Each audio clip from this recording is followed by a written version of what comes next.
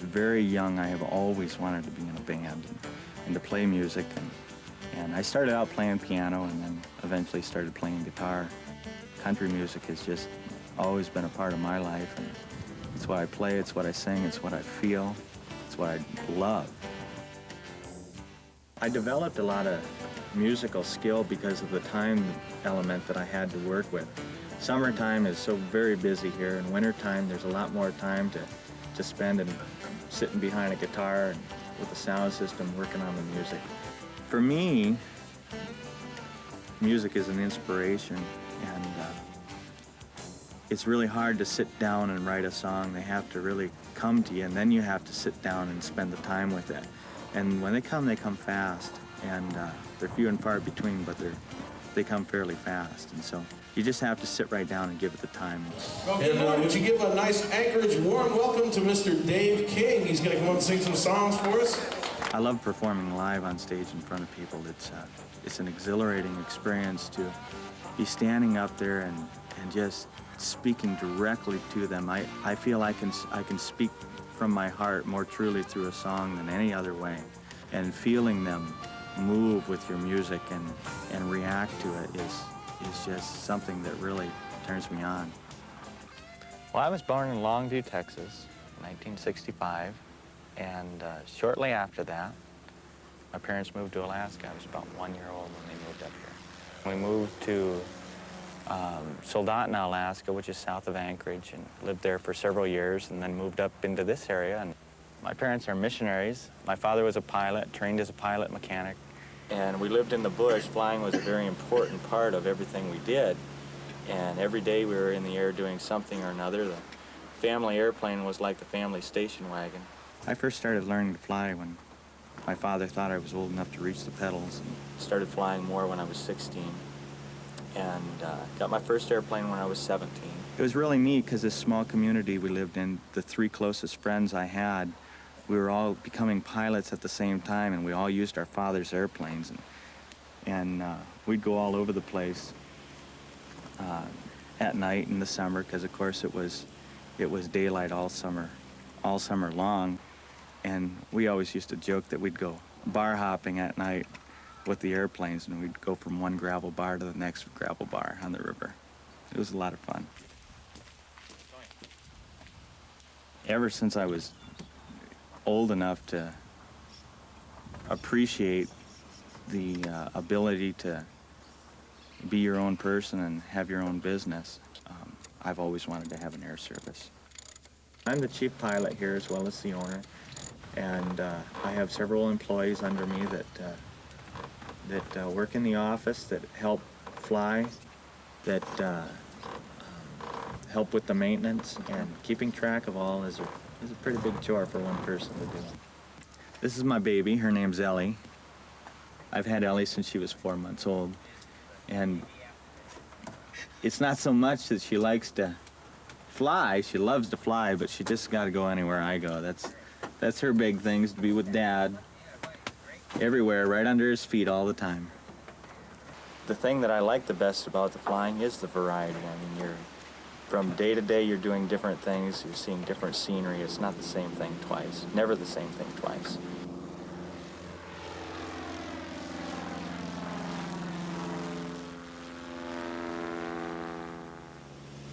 I like a girl who knows how to be a woman and also knows how to really kick up her heels and have a lot of fun. She's got to have a sense of adventure, and she's got to have a sense of stability. She needs to be able to keep up with me. That's for one thing for sure. I'm all over the place at various different times. A romantic evening for me in this place would be to take a woman out to a favorite restaurant I have nearby, but the only way we go there usually is we hop in this Super Cub and we head on down there for the evening, and then we'll go play around up in these mountains during the evening. That'll be a lot of fun. And we'll come back here and I'll sing a whole bunch of great songs. The competition's getting younger. No wrongs to do, I can't recall. Won't I take a risk with you? be a very big part of my life in one capacity or another.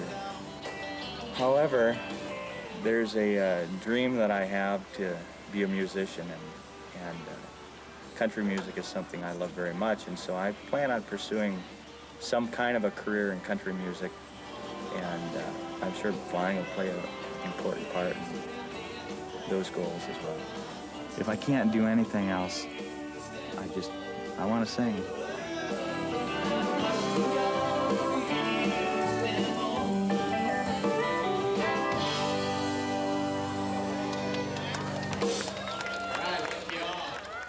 Men are crazy.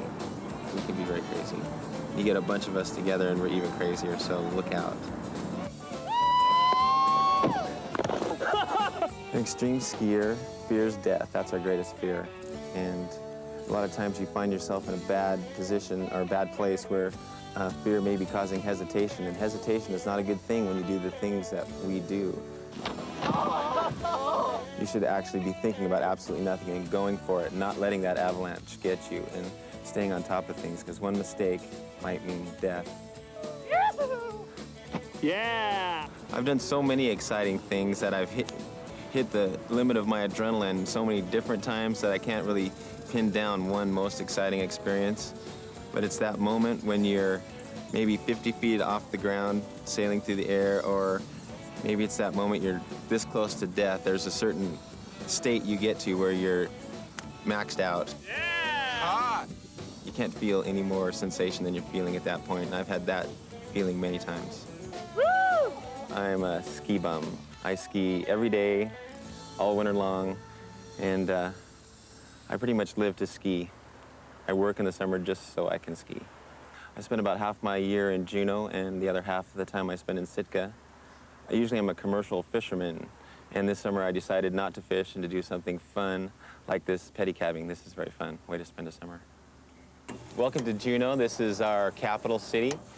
It's where I live, and I really love this place. And on this tour, I'm going to show you places that no one else can go unless you're on a pedicab. I think I'm different than most people because I don't feel bound by having a job, a 9-to-5 type of thing. I'm more into freedom. I'm more into doing my own thing on my own schedule. I'm kind of a spur-of-the-moment person, and I think people have a hard time relating to someone like me unless they're the same way.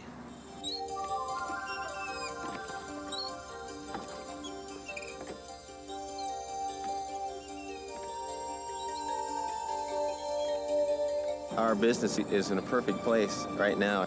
Out of Bounds Adventures offers mountain biking, hiking, fishing, paragliding. Out of Bounds has done surf expeditions and snowboarding expeditions, skiing expeditions. We always add an Alaskan twist to the things that we do.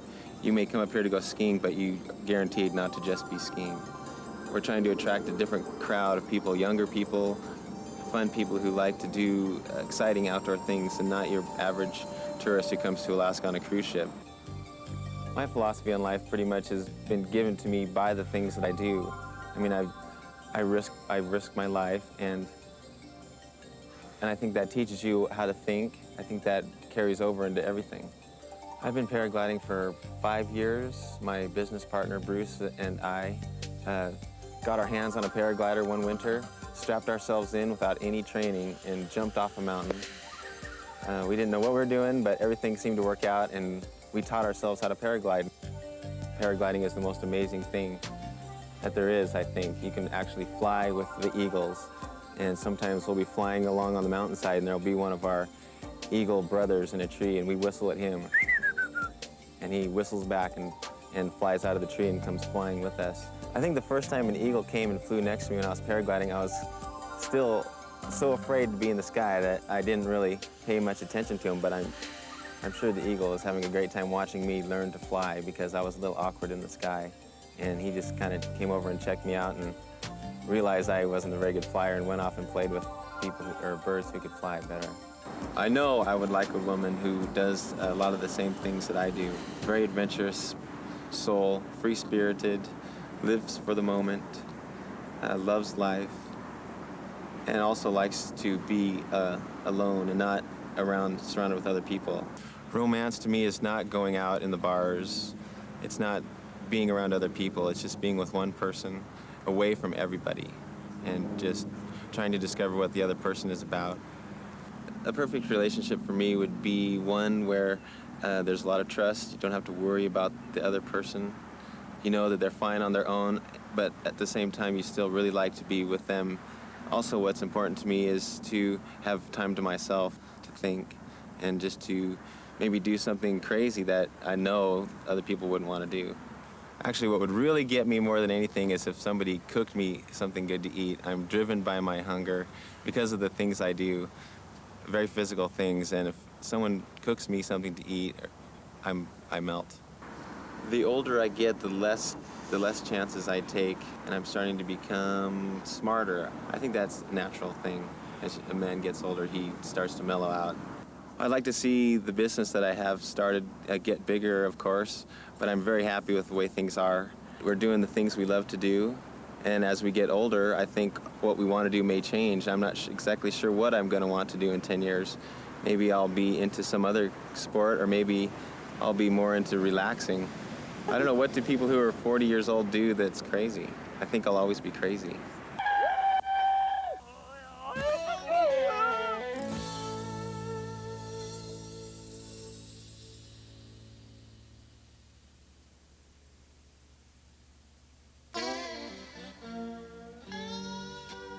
Well, I've always loved flying. I started when I was 13, flying sailplanes in Issaquah, Washington, and it's another thing that was unique and different, and I loved it because it was like escaping from everything around the city. It's a whole different world of solitude up there. My father came up here in the early 60s, and he was just reading a newspaper in Seattle, and they advertised. He called them up, and they flew us all up here a week later. Been here ever since. This was really a frontier then. It's nothing like you see today. You know, walking to school and seeing moose. And it was very unique, and that's what I liked. It was different than anywhere else I'd ever been. And I fell in love with it immediately. Mrs. Nelson, can I help you? I have 2 brothers and a sister, and we all work together. 6 days. And we have Acme Fence Company now. Has been going for 17 years. As a family, working together, most people think that's tough, but actually, for working together and being a family, we get along very well. Dad still helps out once in a while because he can't stand that retirement. He has to get his hands in or he just goes nuts, but he enjoys himself just golfing mostly. That's why we're best of friends, because he's a pilot, I'm a pilot. He plays golf, I play golf, and so we do a lot of things together that, you know, kind of bonds us. Golf is something that you either love it or you hate it. It's a game that changes every single time you play it, and there's just sometimes I can't get enough of it. Every tournament I can get into, every waking moment, it seems like lately I've been thinking of golf. I've been playing since I was 6 years old. To be outdoors in Alaska and fresh air and out on a golf course not working, I don't know a more ideal thing in life. For 20-some years now I've been flying, and it's just one of them passions that gives you the feeling of always escaping the everyday doldrums of life. You can get up there and just look down on everything that's going on and know that you're away from it all. When I was an air traffic controller, it was a type of job that was just mentally stimulating that I enjoyed very much. I liked the challenge of it, of playing like 3-dimensional chess all the time, because you have all the different types of aircraft operating. You can't tell them to stop and think about it. You have to be able to spit out instructions right one after another, and they have to be right 100% of the time. What makes me unique? Probably that I'm 6'7". Most people just look up at me and go, God, you're tall. And I never realized that going all through life, because I'm always looking down at everyone. But when I ran into someone at my height, it was a natural reaction to look eye to eye and go, boy, are you tall. My best traits? Probably my humor. I find humor in everything that I do. I love witticism. I love the humor that someone can put in a situation that you may be frustrated about something, but they can tell you something that just put a light on your face. My philosophy of life is very simple. I just try and live every day as honestly as I can and as happily as I can. I don't worry about all the little things because as far as I know, we're only here one time. And so I'm going to live it to the fullest as long as I'm here. Well, one of the things I look for in a woman, I think, is what attracts me most is her sense of humor, whether she's open and self-confident about herself. That tells me a lot. I'm looking for a best friend. That's probably the most important thing to me, is someone that you just like to do everything with. You can trust them. There's no jealousy involved. I don't tolerate jealousy. It's just not in me. Either you have that bond between you that you want the best for each other. I like a woman who likes to be feminine. That femininity is what I enjoy. When she has her hair done and she takes pride in herself. To be a woman, one of the things that can make me putty in someone's hands, if I see that they have gone out of their way to do something special for me, you know, gone out of their way to do something for Nelson, I get just mushy inside over it. One of the things I like to do is recite Alaska poetry. Back in the bar in a solo game, said Dangerous Dan McGrew. And watching these, luck was his light. I love the lady that's known as Lou. There's strange things done in the midnight sun by the men who moil for gold. The Arctic trails have their secret tales that make your blood run cold. And the Northern Lights have seen queer sights. But the queerest they ever did see was that night on the marge of Lake LaBarge when I cremated Sam McGee. My brothers all go, AlaskaMen, you know, but in Alaska and I'm a man, so I guess that qualifies me. Ta-da!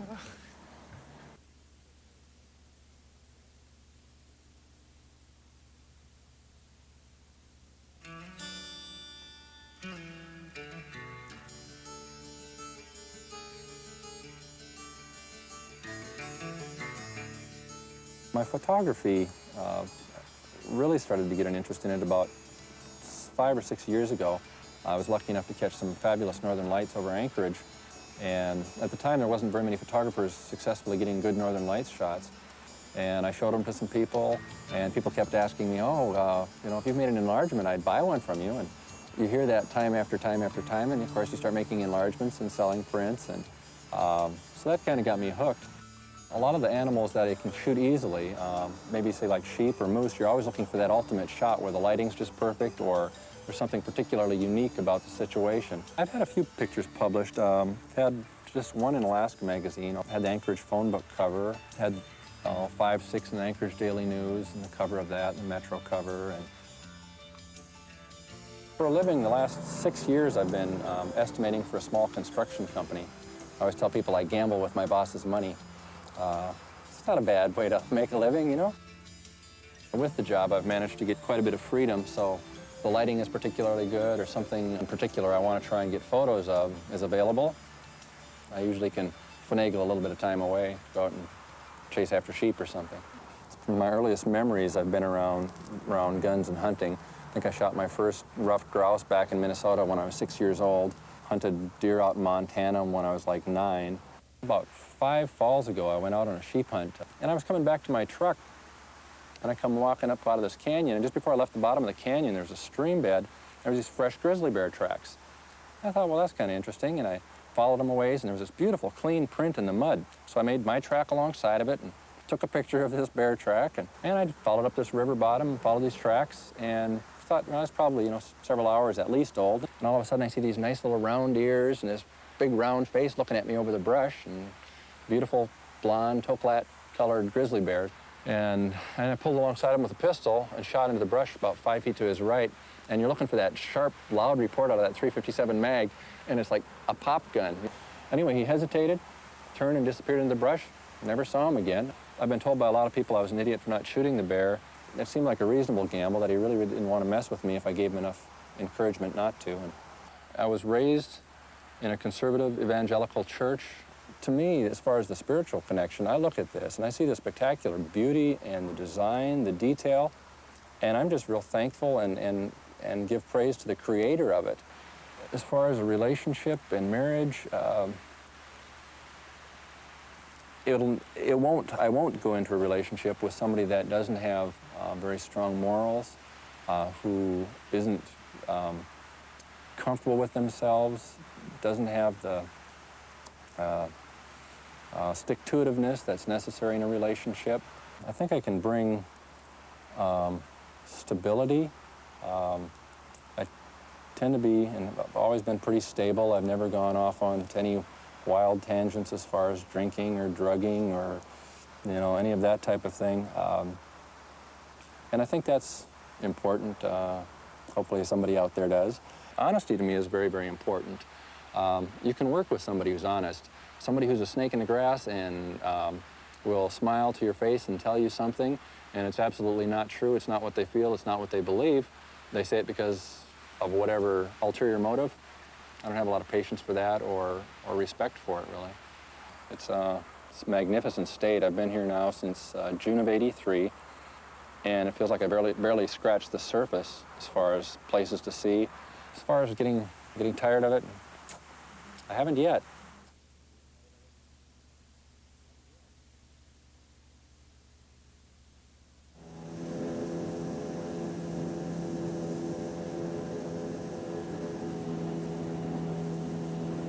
There's 8 children in my immediate family, and you know, it was pretty different growing up with that many kids. It's never a dull moment.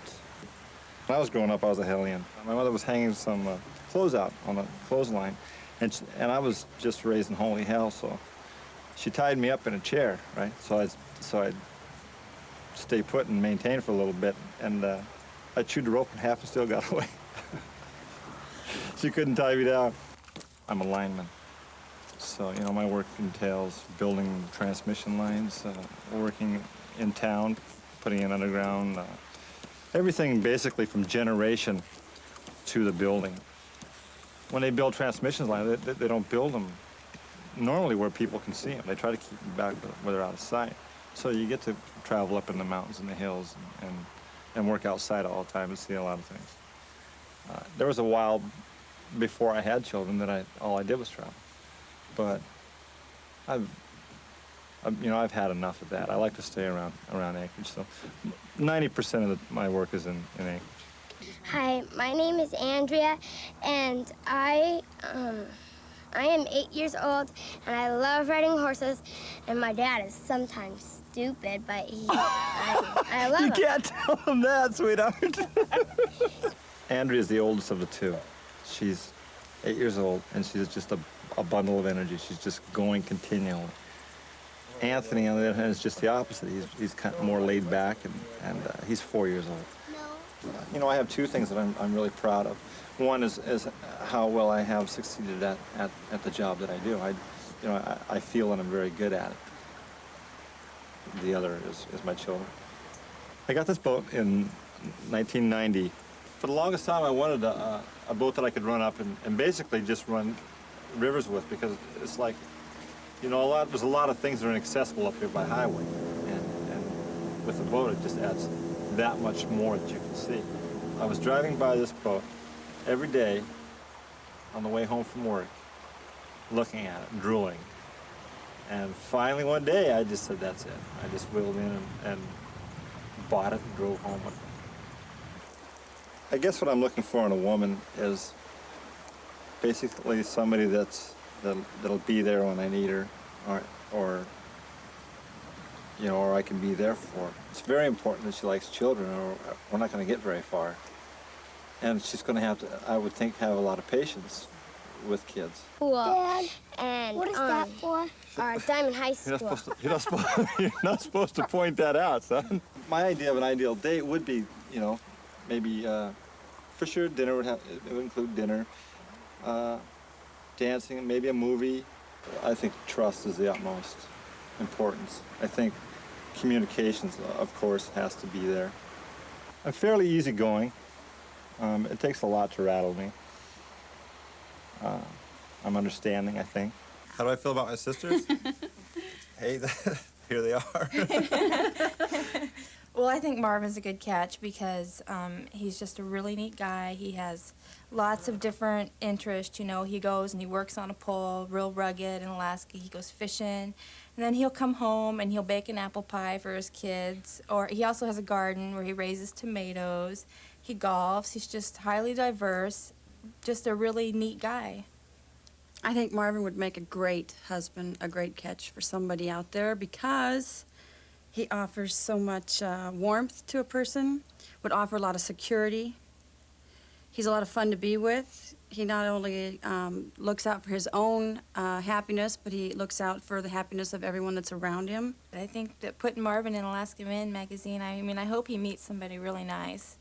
I mean, he has a lot to offer a girl, and it would be nice for him to meet a woman who has a lot to offer him. I thought that he's an Alaskan man who needs a really nice lady. What are you going to be when you grow up? You going to be a hockey player? A lot of people are out there searching for exciting things to do and exciting stuff, and you know, there's only so many highs, I think, in life. And if you pass everything else up looking for that, well, I think you missed quite a bit. Which one do you want to be more, a hockey player or a big truck driver? Big truck driver and hockey. No, you gotta be a hockey player.